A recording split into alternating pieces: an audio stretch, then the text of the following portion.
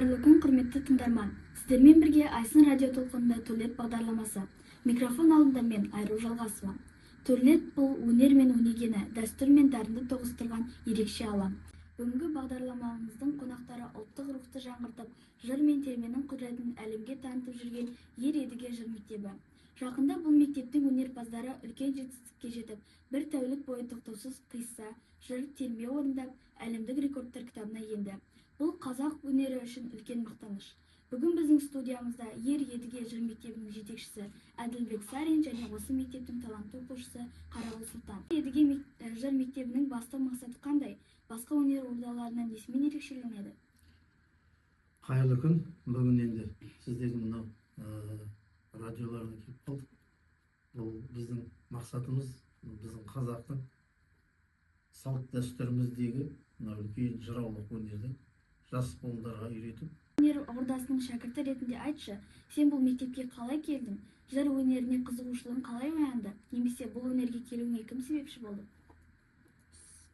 Мен осы мектепке дейтін Ер Едіге жыр мектебіне 2022 жылы келдім.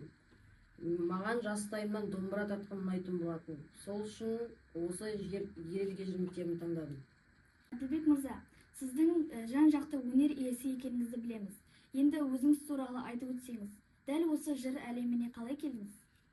Біз енді ертеректе Шалқар деген мен туған жерім, сол жерде әкеміз домбыра тартады, ән айтады, терме айтады.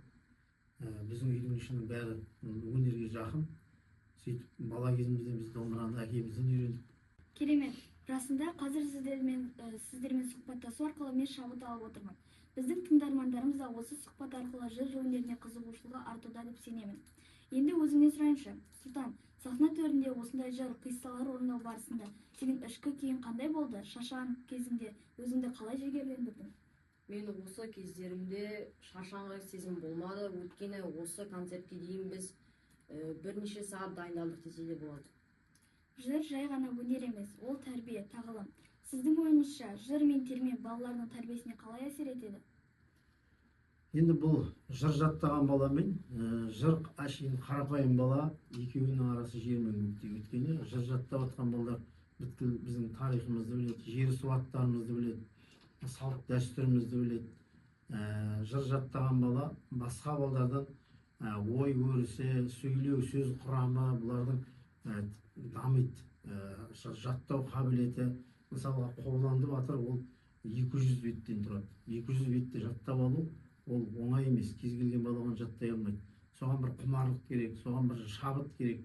Сол балалардың шабытын, құмарлығын арттыру үшін ол біздің жұмысымыз жасайтын. Ал енді сәл шығармашылыққа бұрылсақ. Сұлтан, сенің ең сүйікті жырың немесе орындайтын шығарма қайсысы? Және неге дәл сол екенін айтшы. Менің сүйікті шығармам ол термеден бастасақ домбыраны қолға алып термесі, ал дастандардан бастасақ Қарадөң батыр.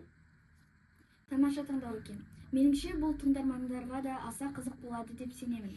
Әлбетте, мүмкін болса сіздерде өнерлі тұлғалардан қонақ кәде сұрағым келіп отыр.